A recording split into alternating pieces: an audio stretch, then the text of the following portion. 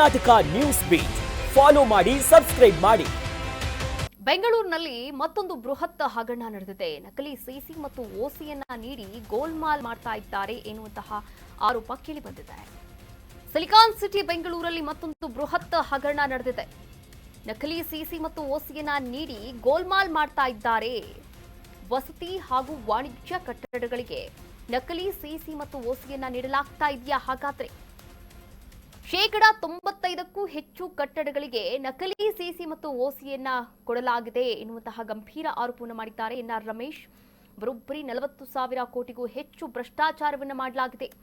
22 ಲಕ್ಷ ಗ್ರಾಹಕರಿಗೆ ವಂಚನೆ ಮಾಡಿರತಕ್ಕಂಥ ಆರೋಪವನ್ನು ಮಾಡಿದ್ದಾರೆ ಬಿಜೆಪಿಯ ಮುಖಂಡ ಎನ್ಆರ್ ರಮೇಶ್.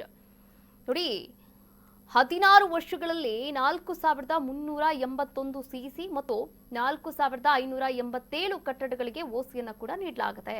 ಇದೇ ವೇಳೆ 71,169 ಕಟ್ಟಡಗಳಿಗೆ ನಕ್ಷೆಯ ಮಂಜೂರಾತಿಯನ್ನ ಕೂಡ ನೀಡಲಾಗಿದೆ. ನಗರ ಯೋಜನೆಯ ಇಲಾಖೆಯ ಅಧಿಕಾರಿಗಳು, ಬಿಲ್ಡರ್ಗಳು ಮಾಫಿಯಾವನ್ನ ಮಾಡಿದ್ದಾರೆ ಅಂತ ಎನ್ಆರ್ ರಮೇಶ್ ದೂರಿದ್ದಾರೆ.